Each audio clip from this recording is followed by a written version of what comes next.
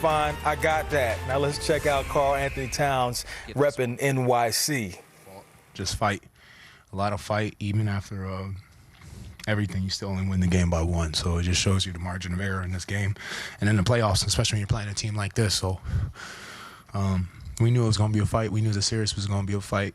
We knew it wasn't going to be a quick one. So we're just ready for, the long haul. We're ready for all the games, Coach said that you were angry going into this one. Is that fair to say? And how would you describe just how you went into this? Very fair.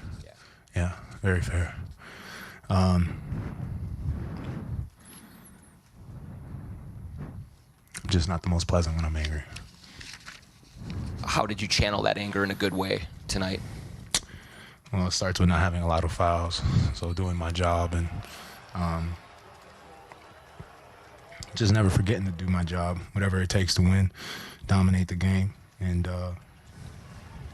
do whatever it takes to get some touches. Just the touches that you did get, is this the recipe for you guys going forward to be able to win in this series? It worked tonight, so we'll just see. Obviously they're going to make some changes. We got Tuesday's the next game, so they got 2 days to prepare before the game. But we'll see. We'll see. How much of an emphasis was it for you to be as decisive and quick as possible tonight?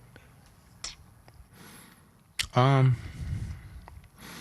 don't know. I just when I caught the ball, like John said, I was angry. So just a bunch of rage and trying to find ways to just dominate regardless of what they throw, double, triple, quadruple. Coach comes on the court and guards me as well. I don't care.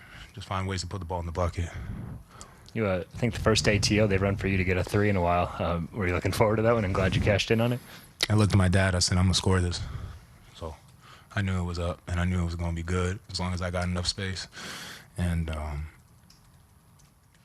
different stuff they haven't seen in a while, and obviously it worked.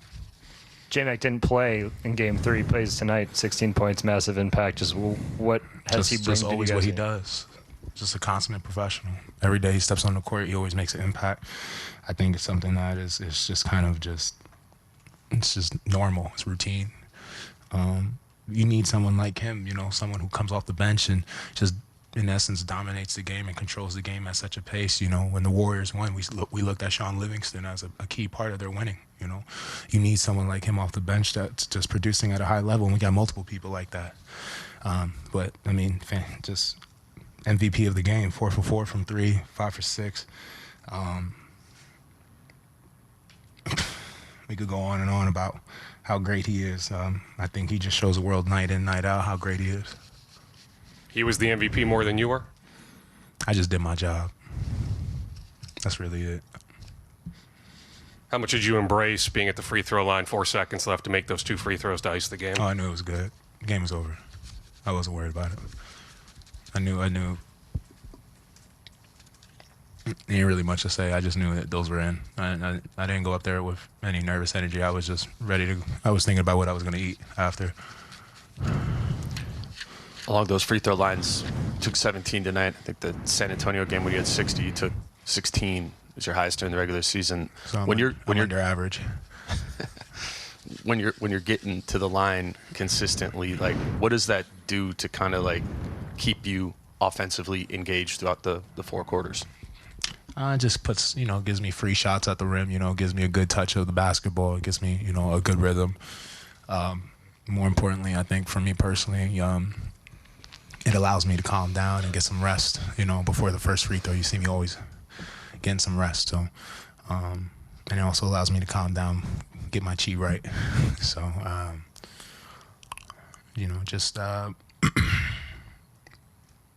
I just feel like free throws give me a chance to put some good energy on the ball, and whether it's for me, the next shot for me, or it's the next shot for my teammates, I feel like, free throws are a good way for me to get easy points, but also put some good energy on the ball, and we can really calm down, and it's like a timeout, get organized, know what we want to do, how we want to guard. Let's clearly understand what we want to do and go execute. Karl, with the anger the last 2 days, how did you deal with it, live with it, channel it in ways that were maybe different than other moments in your career?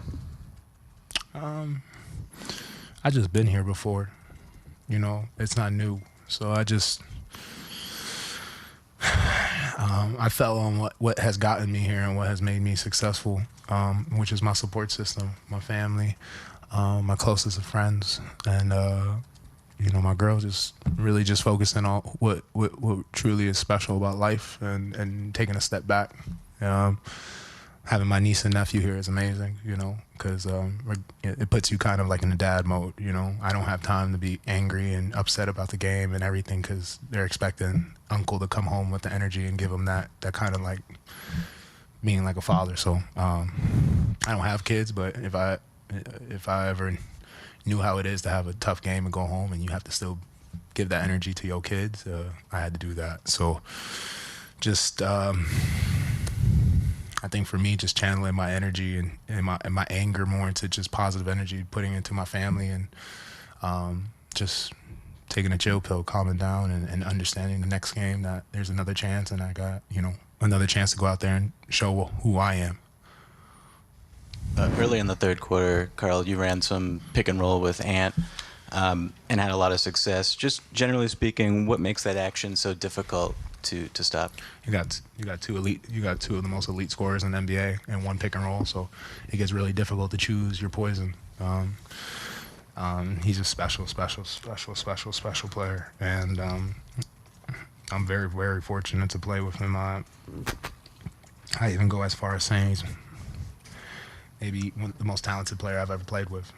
So, and for him to be that young already and be that talented, it speaks volumes. So, it's up to me, like I said, just do my job, make it easy for him. And I feel the pick and roll was something that we have been lacking in our flow. And I think that when we get to that, it's extremely difficult to guard both of us. And if you ever find a way to do it, it requires 3 people to guard us, which allows one person to be wide open, and that leads to J-Mac hitting threes, Pat hitting threes, D-Lo. You could go down the list. All those are just created by just the attention we're drawing. Karl, can you talk about the job that You're good. I hear you. has done in particular, and the team in general has done in frustrating Ja, and how important that is to continue going forward? Just making it difficult on him. He's one of the best leapers in the NBA, and he's one of the best finishers too while he's at it. So, we're just making it really difficult for him to get a good look at the rim, and also to not feel any opposition at the rim too. So. Just making sure every time he gets into the paint, we're throwing bodies at him, and he has to finish over a tall defender and with contact as well. So just trying to make it as difficult for him. We know he can score at a high level, so we got to make sure we contain him. You've mentioned multiple times throughout this run about talking to KG still, having him in your ear. Tonight, 30-10, you became the second player in franchise history to put up that kind of stats in a playoff game. Only other guy was KG. What kind of effect and role does he still have in your career and your life, and just what kind of relationship do you still have with him? I mean, a great relationship. That's like my older brother, That's always going to be my vet. That's always going to be my mentor. When I came in as a young pup and I didn't know anything, he was the one who taught me the game, and he was the one who taught me how it truly is to be a professional NBA. I want to give credit where credit's due. Al Horford, too, with the Dominican team, gave me a lot of insight and taught me how it was to be a pro early on, but it's different when you're going through it. I don't know. I've heard multiple stories about, other rookies, high-rated rookies come in with a vet, and the vet just screws them over, and, we don't talk about them anymore, and their careers are not the way they're supposed to. So I'm very fortunate that I had a man like KG, Tayshaun Prince, Andre Miller, let's not forget those people as well, who really took me in and really nurtured me and made me a better player and a better man, and allowed me to have the wisdom, the experience, and also the humility in it to give this back to the group I'm with now and where I'm a leader. Karl Anthony Towns, you just heard him talking about the Ant-Man, 2 of the most deadliest scorers. They're your worst nightmare squared. That's double for you, and I messed that line.